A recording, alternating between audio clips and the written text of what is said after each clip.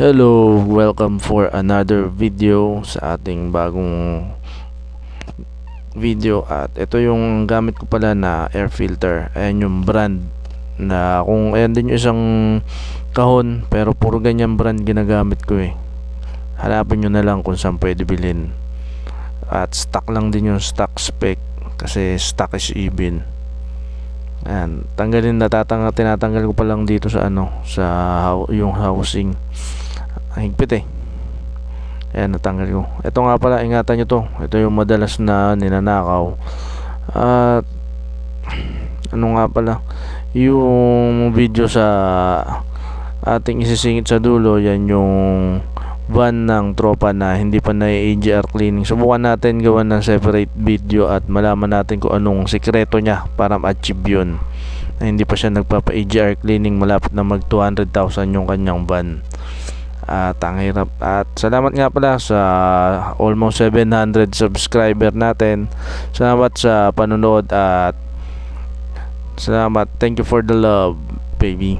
At subukan natin makapaggawa pa ng ibang tutorial at iba pang informative video para sa ating mga sasakyan. Ayan, natanggal ko na. Ayan, stuck na stuck yan. Paper filter. Yeah. Hahanginan ko. Malikabok eh. Yan. Kailangan lang natin ng compressed air tsaka yung gantong air gun. Hangin na natin. Hindi ko alam kung halata sa video na ay may lumalabas sa alikabok. Dami alikabok ko. Kalilinis ko lang nito nung bago ako bumiyahe ng last week sa client. At panay lang C5 yan. C5 yung daan, napakalikabok. Yan, fine dust. At kaya ayoko din gumamit nung washable tsaka yung racing filter, kasi yung mga ganyang klaseng mga alikabok, pasok lahat yan dun. Malaki yung butas nung nung racing filter. Kaya kung isa kayo sa gumagamit nung mga high flow filter, alam nyo na, pasok yan dun sa loob ng makina nyo. At kung CRDI o kaya turbo yung inyong sasakyan, isa lang pupuntahan ng mga alikabok na yon. May ipon yan dun sa, pwede sa turbo, pwede rin sa sa intake manifold, pwede rin sa doon na mismo sa liner nyo, sa loob ng cylinder. At alam nyo na mangyayari pag ganun, dumami yung dumi.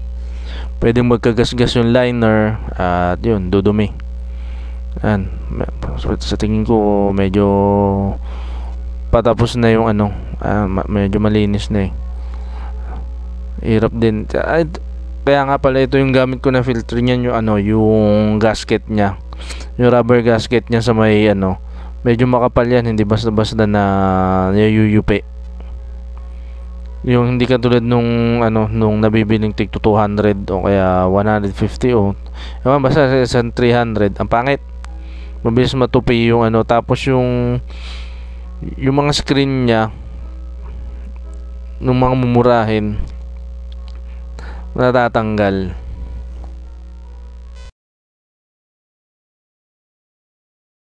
Yan, tapos na tayo dun sa air filter na nilinis ko. At ito yung old school na diesel.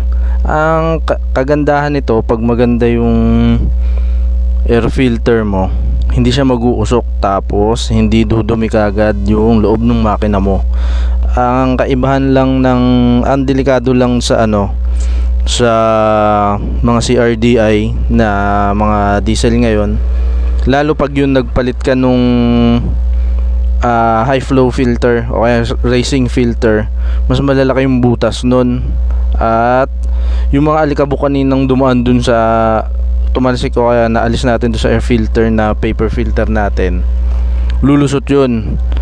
At kapag lumusot yun dun sa filter natin, ang CRDI meron dalawang sensor na dapat yung bantayan at hindi madumihan. Yung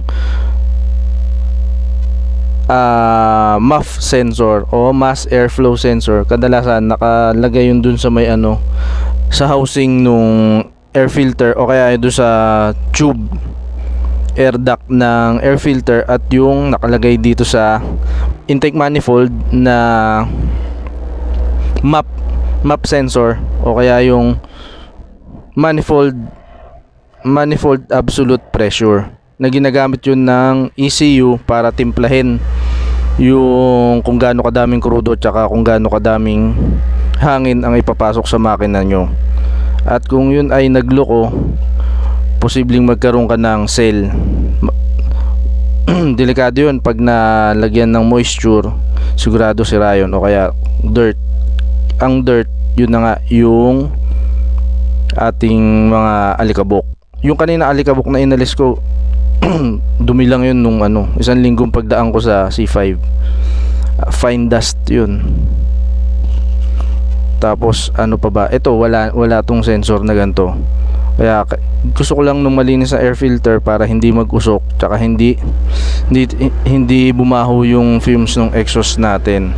Tapos isa pa, meron din yung sa EGR at saka sa tama yung EGR.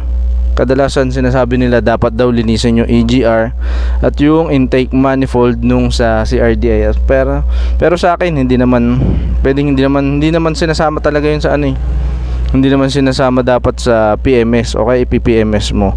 At katunayan, isisingit ko dito yung video nung isang sasakyan na CRDI na magto 200,000 na siya at hindi pa naiibaba yung intake manifold tsaka yung EGR. Yes, okay, salamat.